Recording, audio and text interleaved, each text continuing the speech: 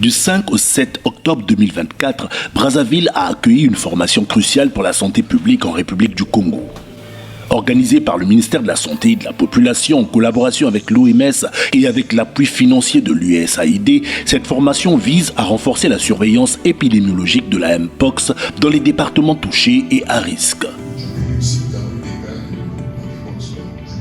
L'objectif principal de cette formation est de préparer les points focaux à détecter et réagir rapidement face à la Mpox, un enjeu de santé publique crucial.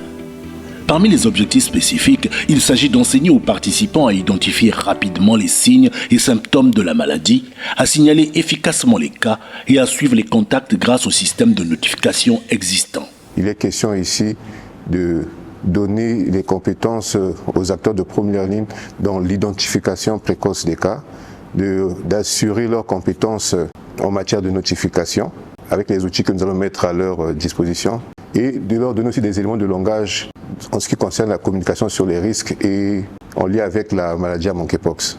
Nous sommes adossés à la RDC, il n'y a que le fleuve qui nous sépare.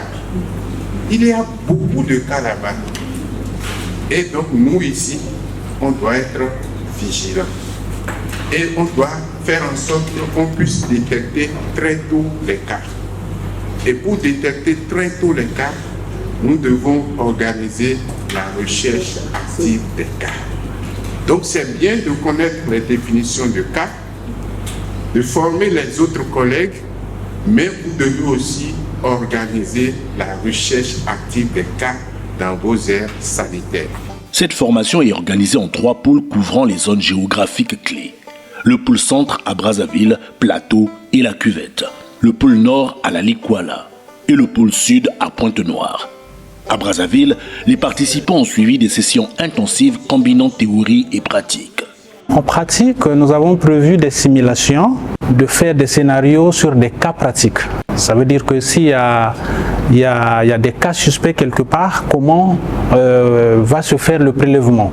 Nous avons prévu le matériel spécifique pour le prélèvement. Nous avons les écouvillons, nous avons le triple emballage. On va leur montrer qu'est-ce que c'est le triple emballage. Nous avons les tubes à EDTA, comment prélever le sang, comment prélever les lésions cutanées en utilisant les écouvillons, comment porter les épis complets pour réaliser ce genre de prélèvement.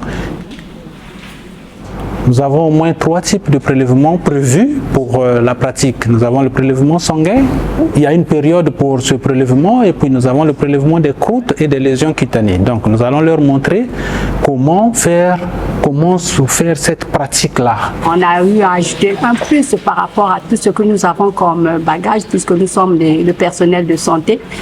On a appris beaucoup de choses, l'épidémiologie de cette maladie, comment faire cette surveillance, comment notifier également les cas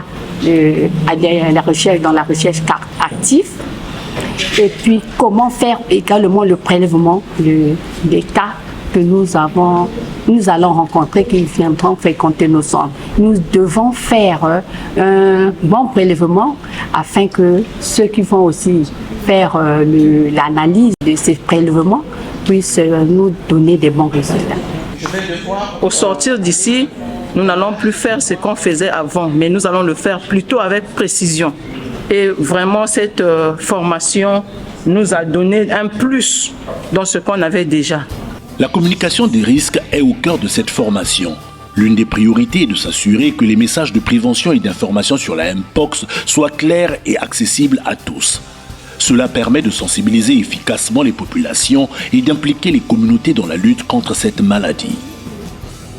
Grâce à cette formation, les acteurs de la santé publique en République du Congo sont désormais mieux préparés à faire face à la Mpox pour une détection précoce, une meilleure gestion des cas et une communication claire et efficace des risques. Un engagement conjoint pour la protection de la santé de tous.